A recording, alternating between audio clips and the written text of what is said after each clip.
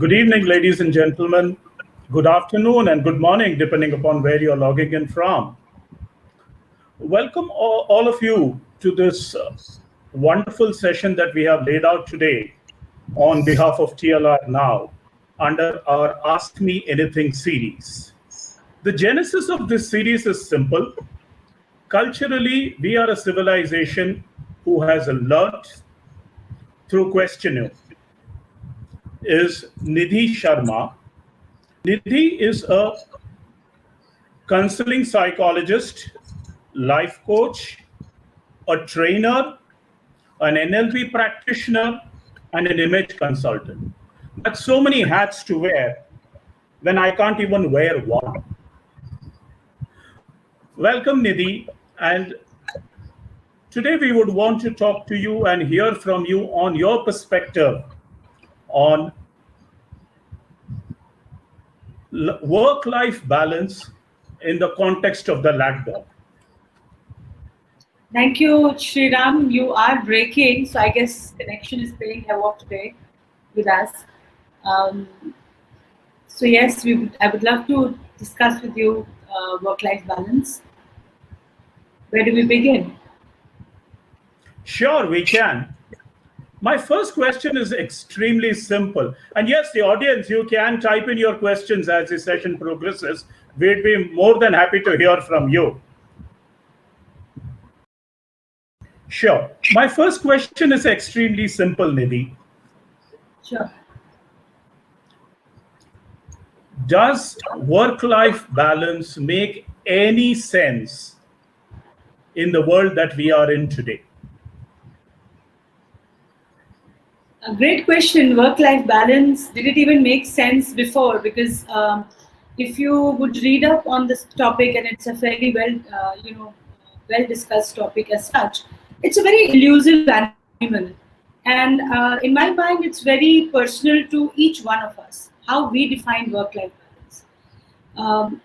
However, to the context of the lockdown, yes, I think at this point in time, it's become extremely important that we actually pay a little bit of attention to our work-life balance, especially when the lines have actually blurred, Initially, 21, 22, 30 days ago, the mind knew that when we stepped out of home, there was an office and we went there and there was a completely different space and environment.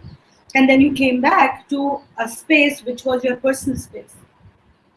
But in the current scenario, as you know, we are in that one space which we called home or our personal space, so to speak. So it is extremely important that we draw those lines. We know when work begins and when play starts, and when play ends and when work begins. So in my mind, yes, considering the time that we are in, we need to become more serious about taking care of our work-life balance.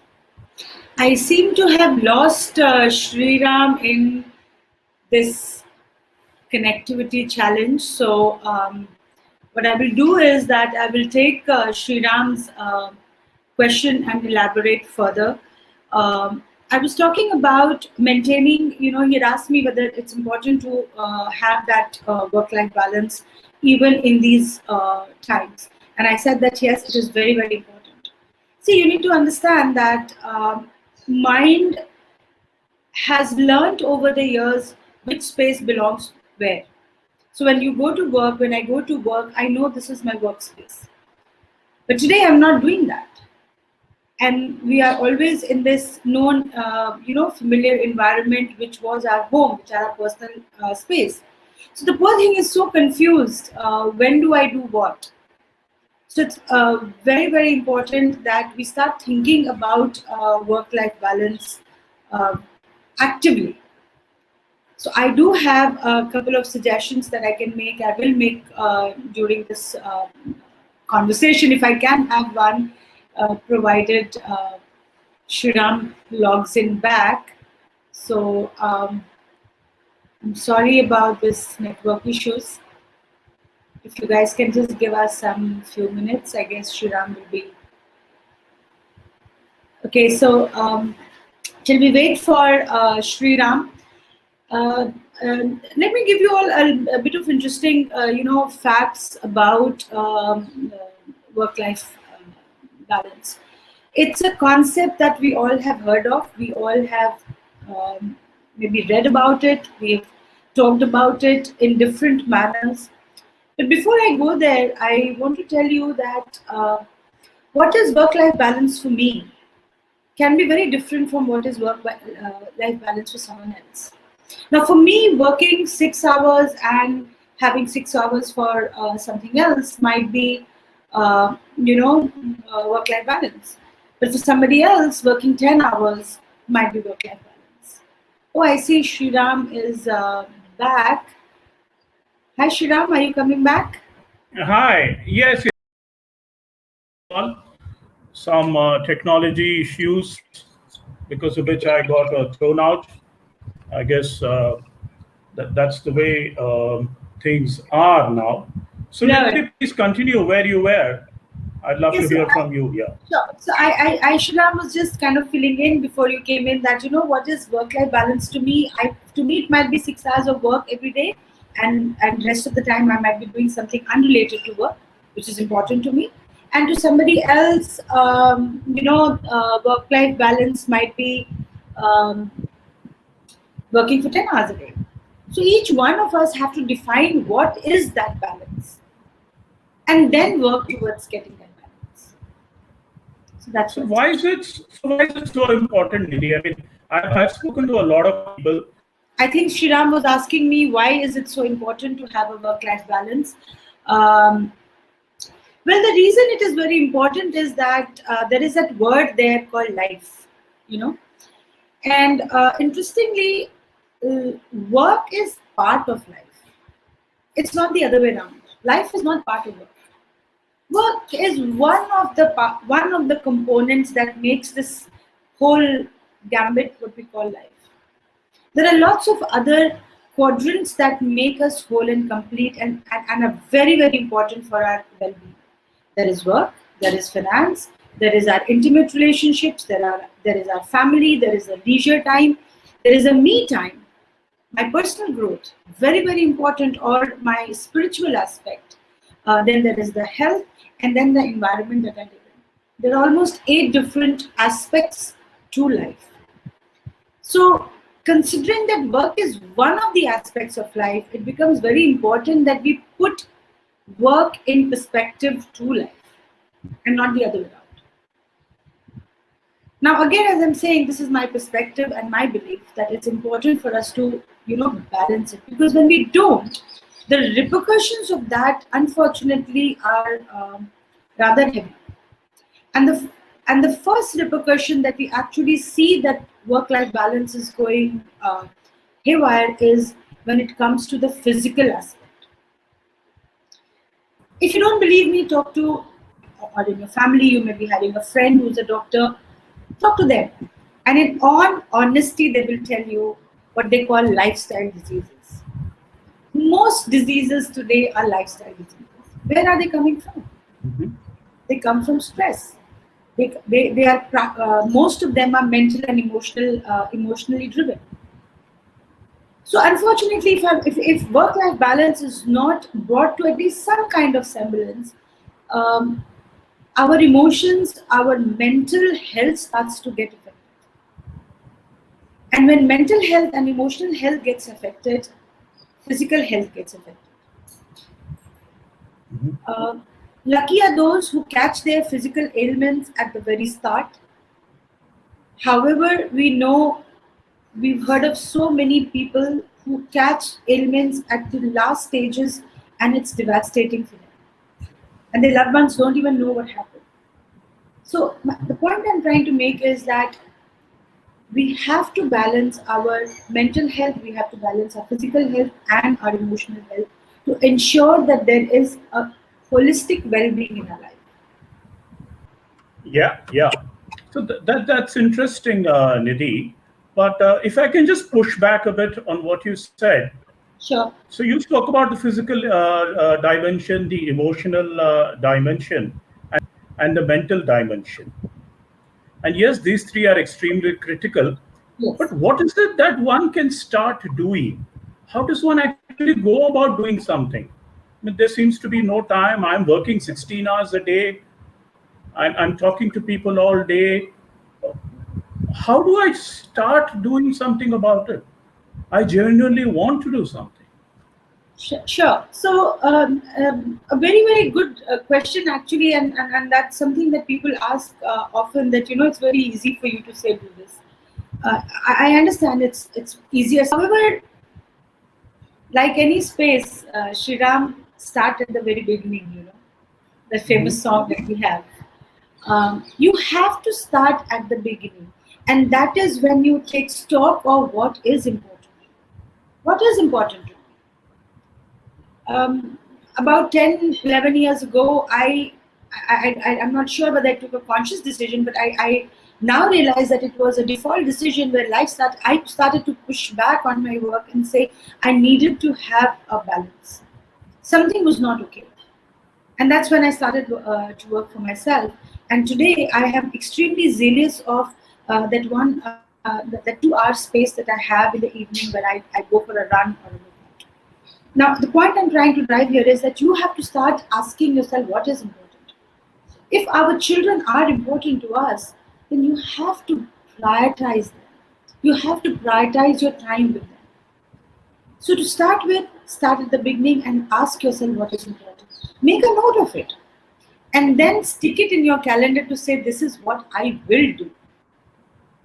Coming from there is a much bigger aspect. Those two parts are actually easier to do. The second aspect, which comes when you have actually defined what is important to us, is to stand up for yourself. Aksar hota hai when I'm in a session and we talk about these kind of things, people say, ki, yes ma'am, I know that my children are important. I know my health is important. But you know what? There is so much of work. Well, how do I do? Well, my answer to that is that you have to push back. There is a time for work and there is a time for play and there's a time for you to stand up for yourself. We have to learn to say no. So to come back to your question, where do we start? I think learning to say no and standing up for ourselves, what we believe in, is extremely important. And then defending it. So, nice. Of course, we have to be flexible about it also. It's not a perfectly the case that you have to be flexible as well. True. So as I see it, Nidhi, there is in the practical world out there, I think there are a lot more stakeholders out there in this entire process of the work-life balance. Right. While at an individual level, I can aspire to do something, I can maybe make a note, I learn to push back, I learn to prioritize, etc. Right. Would you want to talk to us about something that you see organizations doing based on your interaction and experience in this space?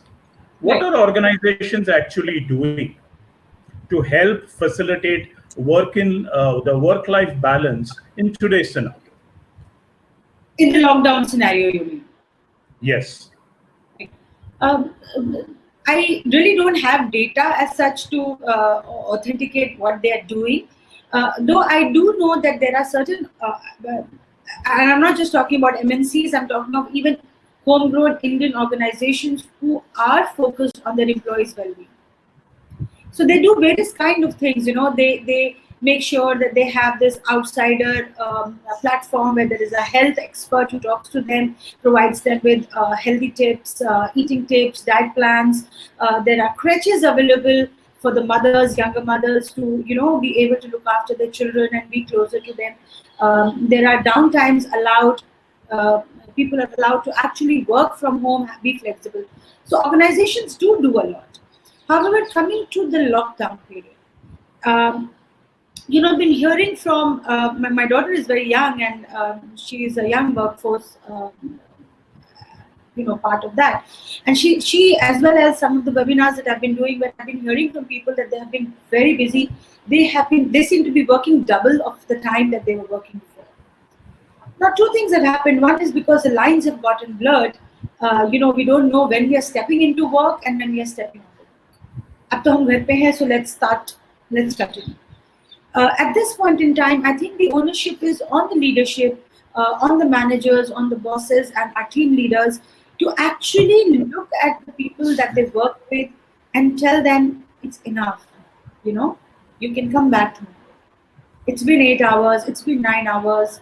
Ask about their well-being. If you know that people have young children at home, ask them how they're coping with it. Often having a very simple dialogue is helpful in giving somebody a bit of a relaxed space. Otherwise, especially since time was so right now the insecurity is so high that I don't know whether I'll have my job or not. That also pushes me to put in that extra hour. Now, Shriram, we know that this if this continues, where my personal life is not being taken care of, which I don't just mean the family, I mean I myself as a human being, I'm not, getting a downtime. I cannot be productive. So I think the first step that the leaders have to do is become very mindful of what their teams are doing, push them into taking that little break that they should be doing, ask after them, insist that there is a downtime, and overall keep a track of their employees and their teammates. That's interesting, Nidhi. That's very interesting to see it from a leader's perspective. What else do you think the leadership ought to be doing? Because on one hand, there is a work-life balance that leadership is trying to set an example. We have instances of leaders commenting on social media, putting up pictures of them balancing their work life, etc. But as you said, these are uncertain times. So, how do they actually institutionalize this down the line through their managers? And that brings me to the point, what do you think are the skills that managers need to develop in themselves, which organizations can facilitate, so that they can take a more humane approach towards managing their teams? A great question, actually, and a great thought. Um, there is no way to achieve work-life balance if it's not driven in our organizations, in our companies, and it has to be top-driven. It's a value that an organization has to bring to the table.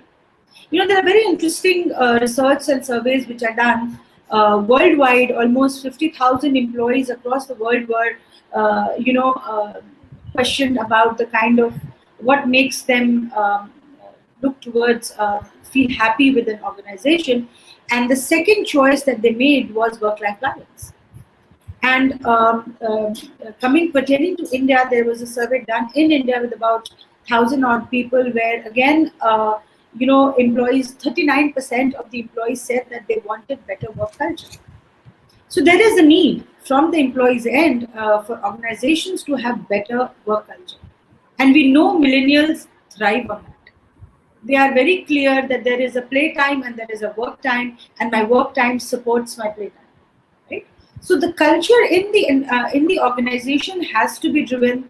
The top management has to drive it down, and that's the only way the teams will learn to do that. So there are various things that organizations can do. Is that first of all, the managers and the leaders have to understand what employee well-being really means.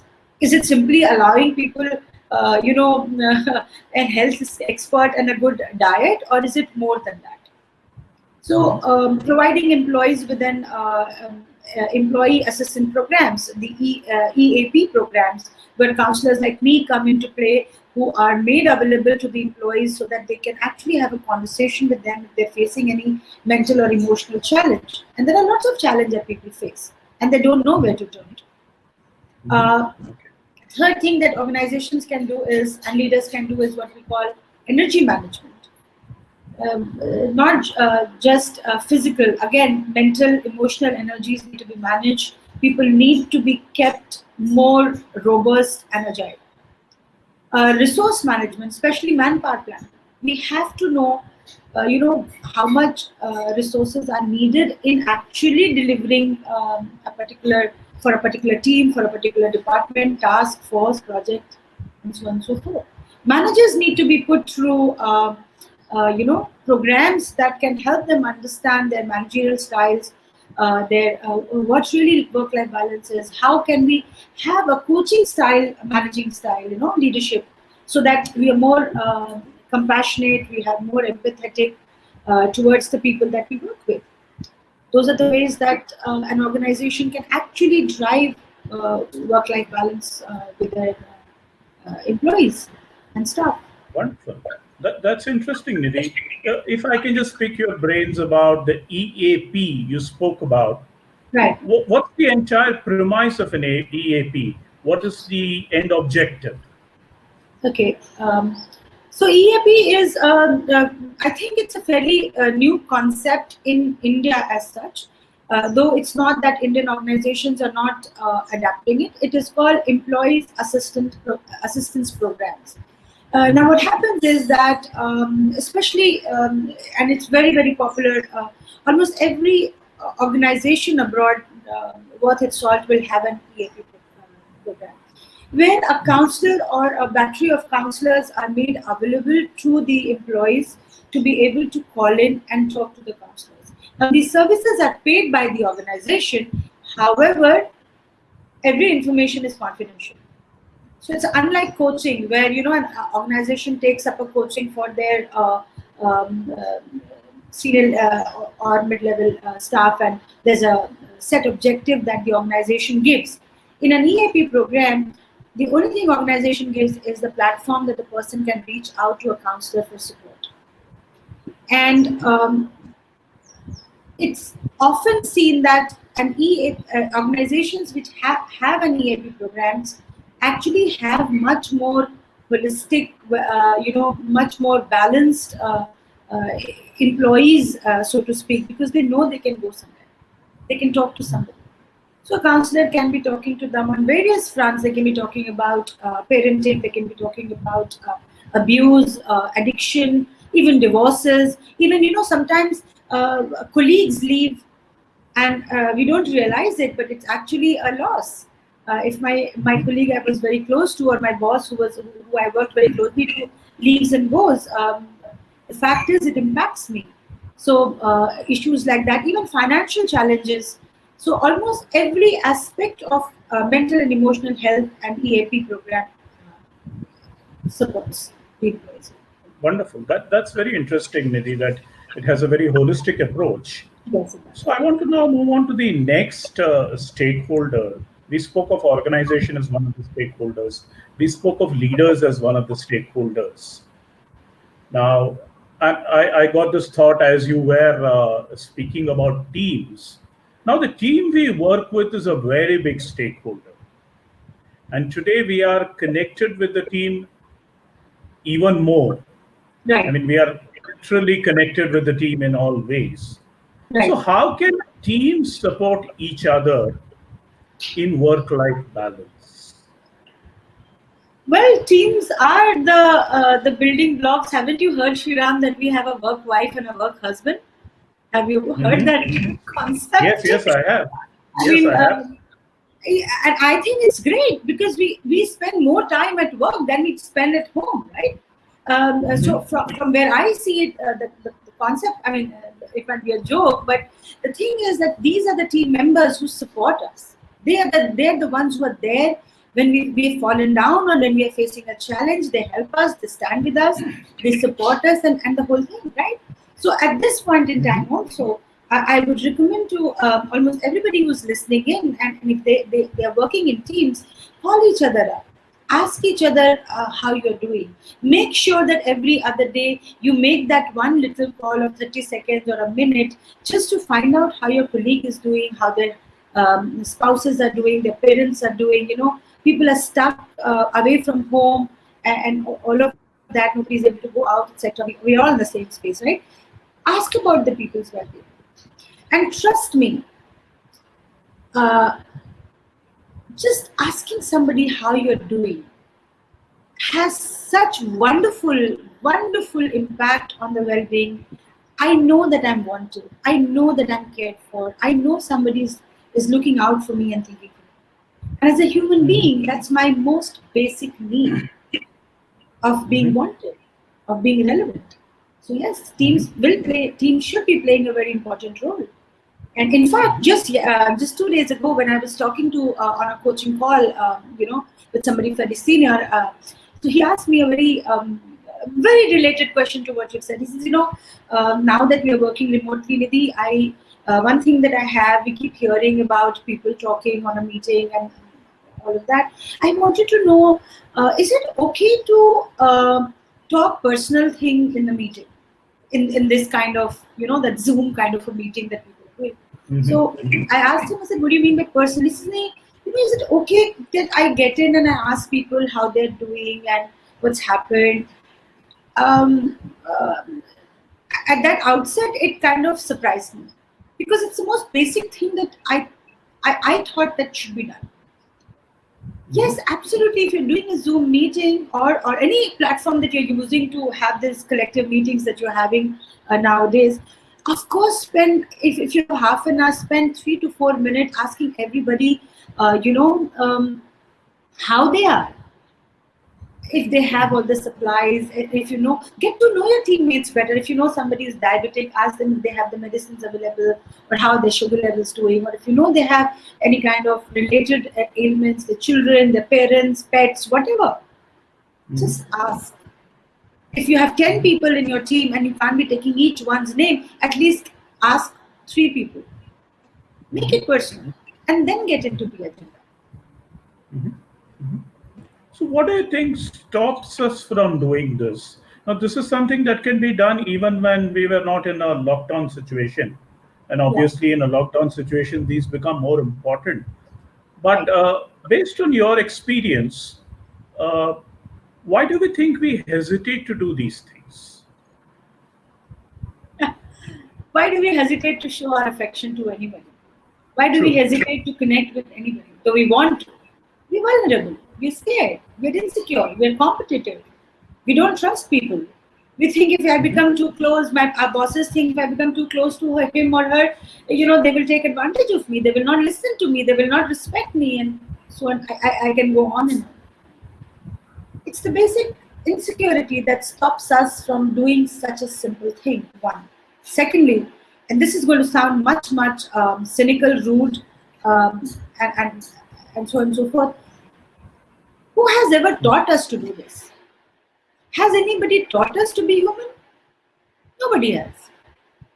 Even managers, they become managers. They're given a designation of managers. Are they actually taught how to be managers? So, and it's very interesting, having said that organizations are actually taking up coaching leadership as part of their first-time managers. So they are bringing that human part, they're bringing that, softer part of emotional intelligence into it. I think I've lost Sri Ram again, and I see Ankur Veermani is asking a question where he says, with businesses taking a hit, revenues down, how to remain emotionally connected with team members? Opening up during these times is quite tough. Absolutely, Ankur, I really value that question. I hope that through my talk you have gotten some gist. My friend, the only way to stay connected with people is asking about their well-being. Maybe telling them a little bit, if you're a team leader, know your teams a little better, give them a little bit of a leeway, be flexible. Sometimes insist they take a downtime. Connect with them. Just connection here does not mean saying, hi, how are you? Also knowing their challenges that they may be facing. Listen to the things that they're not saying and pick up on that and then talk to them about it. And that's one of the way being that you can actually connect. Sri Ram, you're back again.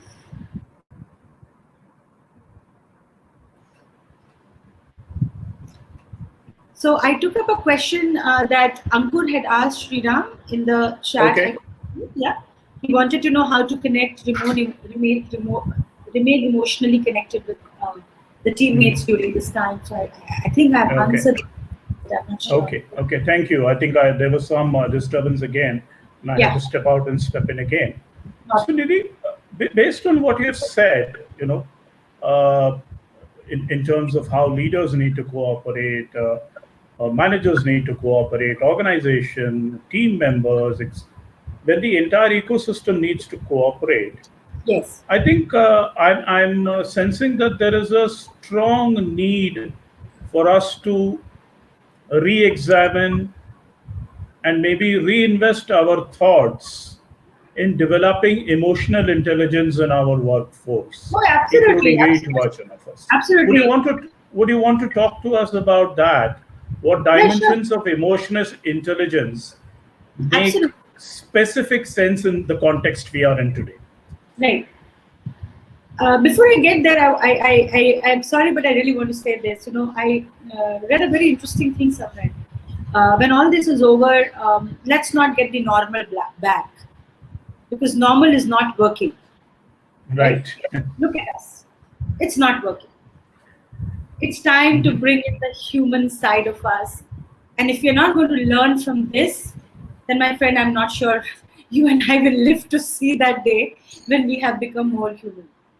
So yes, being human means being emotionally intelligent, which means we are more self-aware, which means that we assess ourselves, we understand, first start with ourselves. We are the most important person in our lives. So the more we understand ourselves, the more we can actually support and help ourselves. When we understand and support ourselves, we become more compassionate, we become more empathetic, we learn to have better interpersonal skills. The other day, I can't recall where I was having this conversation. Somebody said that if there is one skill that everybody should be taught, then that is effective communication. Because interpersonal skills is so important in being productive and efficient, and that's what emotional intelligence is. Learning to develop relationships, knowing when I can step in, when I can step back, how to actually manage my emotions. Having, being angry is fine, but there is a time and place to be angry, there's a time and place to be quiet. Practicing active listening. I did a parenting workshop yesterday, and a lot of parents came back and said, you're right, we don't listen to our children. And the same thing happens with employees. We don't listen to our colleagues. So emotional intelligence needs to really grow. And the best way to do it is that have training interventions, have coaching interventions, put people through certain programs over a period of time, monitor them, talk to them, and see how they're developing. More importantly, reward them for their interpersonal skills, so that we become more human. Interesting, interesting. That's a lot of nice inputs there, Nidhi, in terms of. So I see this as a glorious opportunity for organizations to invest in their people to be Right? far more humane and far more productive, Absolutely. right? Absolutely. Yeah. And deliver to those organization goals. So I Yes. have a question by Geeta Verma here, Yes. and she says emotional engagement may be the new skill that we all need to learn. Do Absolutely. you agree with that statement? 110%. I Mm-hmm. wish I've been doing a lot of emotional intelligence, sessions with the corporates and all of that. I wish they would not leave it just with one session. I wish they would do a regular interventions and coachings and counselings to help people become more robust with their emotional and mental health. It's so important, Sriram. I wish I could show you my heart when I say it's so important for people, for our productivity. Organizations' health can always be measured with their people's mental and emotional health. Look around, name any great organization. Let's take Tata's for example. Mm-hmm. Most people who work at Tata's will tell you that they're so well looked after. Mm-hmm. The definition of look after may differ from people to people, organization to organization, but the fact that the organization looks after, they treat their people as people is so important. You'll be surprised. I recently heard someone tell me this. I was on a webinar, and supply chain guys have serious amount of stress right now. So one of the guys said that, ma'am, we are working like 12 hours, 13 hours a day, and what shocked me was that apparently somebody told them, uh, Abhi to you're not coming, you're saving time, commute time, 2 hours, 3 hours every day. Don't you think you should be putting that time in work? Mm-hmm. Mm-hmm. It just shocks me that somebody can talk like that. Are you paying that employee for that travel time? You're not. I travel at my time to come to work, right? If I have to be at office at 9 o'clock, I leave my place at 7:30 or 8. You're not paying me for that. I mean, if this is the kind of talk and conversations if leaders have with their you know teams, it's a sad state. Yeah, I And have management, here. Yeah, we Nidhi, need I to do have that. an interesting statement by Yashpal Singh Chauhan, who Right. says, "Engage, educate, encourage, empower people." Right. It's as simple as that, and things Yes. will take care of themselves. Of course, he's Right? right. Yeah. Absolutely. Absolutely. Thanks. In fact, what we Thanks, are doing Yashpal. should help people. Yeah, yeah. Thank you for that, Yashpal. I think you kind of encapsulated that amazingly well. I have another question from Nalin Chandra Nidhi. He Yeah. says, and his question at its core is very simple. And if I may read out, how do we cut off work and get into family time? Do we want to get into family time? Is the first question I would ask. I'm sure he does, otherwise, he wouldn't have asked the question. No, I didn't mean Nalin. I meant to anybody. I don't really have a concrete answer to that, Shira. What I would say is that in our mind, we need to have a silo to Mhm, begin with. mhm, I'm not much of a fan of silos as such because they kind of block us off. But in this case, yes, you need to have a silo. You need to tell yourself what I started at the beginning of saying that you need to prioritize. You need to know what is important. mhm, uh, I would go to the extent of saying that, when I sometimes when I teach productivity, I teach them a 10 and 30 rule, right? 10 minutes every day and 30 minutes every week is what you need to do to make sure that you think about yourself. And that's the rule I would give Nalin at this point in time. Have some time allocated for yourself. That, I would mhm, take 15 minutes for myself and I would take half an hour with my family and make it sacrosanct.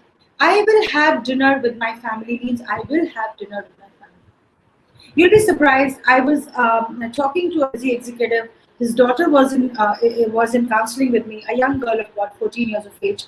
And through the conversation, I realized that she barely saw the dad.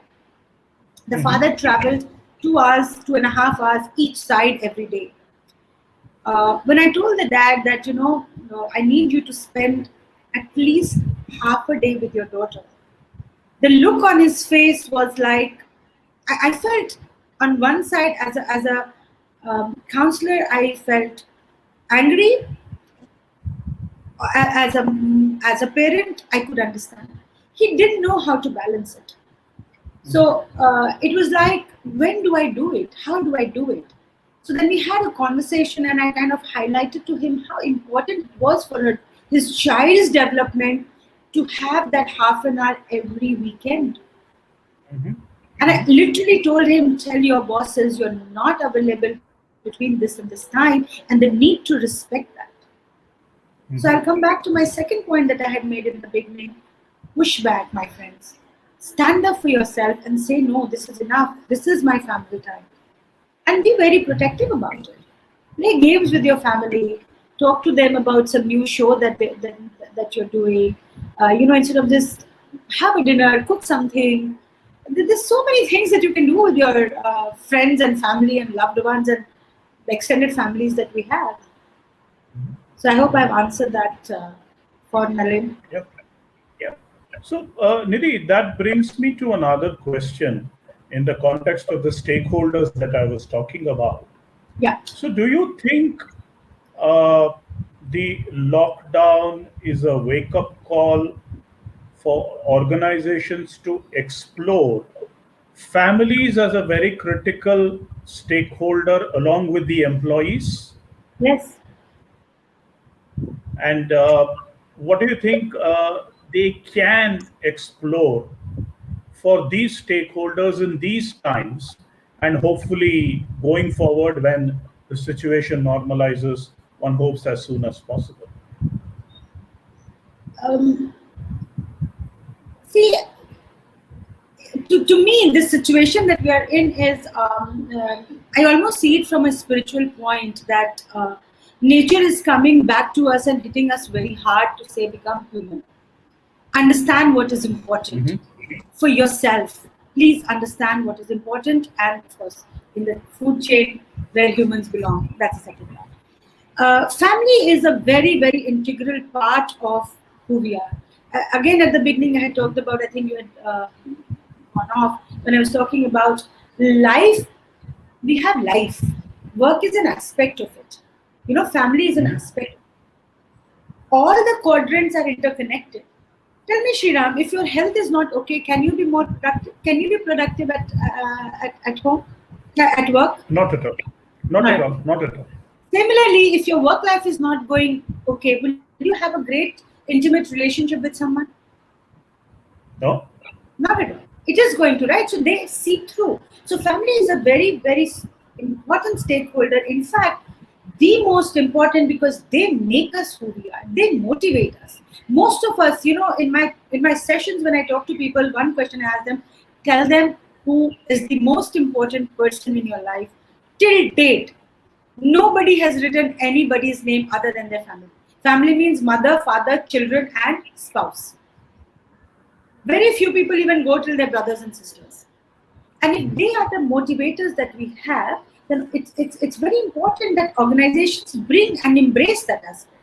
Now, I'm not talking about that, once a year family outing that you have and you took all the ladies with you and all their spouses with you and the children are invited. I'm not talking about Mhm. that. At a very serious note, engage with families. Uh, Very interestingly, if you're aware of the armed forces or the central government, the UPSC culture, the railways and the IAS officers and the armed forces and the police and all of that, their spouses are expected to be involved with uh, their other part of the spouses, right? So, for example, Army has a Army Wives Welfare Association. Railways has a Railway Wives Welfare Association. Well, it shouldn't be gender based anymore, right? But so they understand the importance of the family coming into play. Private Mhm. organizations have to engage that, involve the family in maybe having a little get together that teams can have together. Maybe they can engage in some kind of social activities. You can give them a family holiday package or a gym membership or a club membership. There's so much that you can do to support the family and the family time. I Okay. mean, So you I just have have to do it. indeed, Nidhi. I think there is a lot that can be done. I have two questions here. One from Anjana, who says, what happens when you understand you want to spend your time with your family, etc., but you just do not get support from the people around? So how do you actually handle this situation? And I Right. think you may want to go back to the pushback concept, maybe shed some more light on how does one go about it. So, what I would like to say to Anjana is that we need to look at ourselves, our needs. Look, if you fly, they tell you, right? Go put the oxygen mask first on your mouth and then put it on, help someone else. Life is also like that. Unless you support yourself, unless you look after yourself, nobody else is going to look after you. True. Because you're not important to yourself, why will you be important to someone else? So, True. coming to the question that if you want to find the time, see, there is a way of talking. There is a way you can have a conversation with someone. Me telling you, suppose Shriram, that Shriram, don't disturb me, this is my personal time and I want to do what I want to do. That's one way of saying it. And you can retaliate. In another way is that, Shriram, I would really like to tell you that 10 minutes every day, I really want to be by myself and I'm having a cup of tea at this time. Can I just be, please, left alone? It's important to me, it keeps me sane. Now, that's a different kind of a conversation. Talk to people, talk to those who are there. And if people are getting demanding, sometimes learn to turn a deaf ear, don't we? Sure, sure. I think We that's do that a lot of times. Turn a deaf yeah, ear. yeah, They can learn. yeah. Children That's learn, my friend. Children learn when they keep on prodding their mothers and they don't listen. After some time, they also turn around and go away and leave you. sure. So you I'll have just take Yeah, I'll just take one more question, Nidhi, before we wind up. We are close to time. Ruchika has a question, an interesting one. What online training initiatives do you recommend to skill and motivate employees during COVID times? yeah. So there are lots of training programs that depends on the requirement that people have. However, coming from a behavioral skill aspect, from human development aspect, is you should encourage people to get into, if they can do transactional analysis kind of a training program, which is very good to understand interpersonal relationships. If they can do emotional intelligence programs, that's great. Communication programs, crisis management, critical thinking, decision making, problem solving. These are all great programs to become more effective and efficient. Thank you, Nidhi. And I think we seem to have covered quite a bit of ground here today, given Right. the time that we have. So, as a parting shot, if I were to ask you, and I'm a great believer in the power of three, if there were three things you would want to leave our audience with, what would it be? Or what would they be? Can I tell you four things? Oh, sure, sure. One on the house, absolutely. Yeah. So again, I've been repeating myself, and I'll sound like a parrot here. Learn to prioritize. Very, very important that we learn to prioritize. What is it that is important to us? Um, I chose my health was important, and so I don't work between 5:30 and 7:30 in the evening, almost every day. Right? You have to make that choice. You have to prioritize. Um, Once you have learned to prioritize, the second thing that I would tell you is create a me time. 10 minutes every day, 15 minutes every day. That cup of coffee or tea, even if you're at work, doesn't matter. So one of the ways that you can create that me time, and that this is a great tip to do, is that, which can be very, very helpful, is um, I tell people, a lot of my clients whom I coach and counsel, I teach them this: 1 minute silence 5 times a day. 1 minute silence 5 times a day.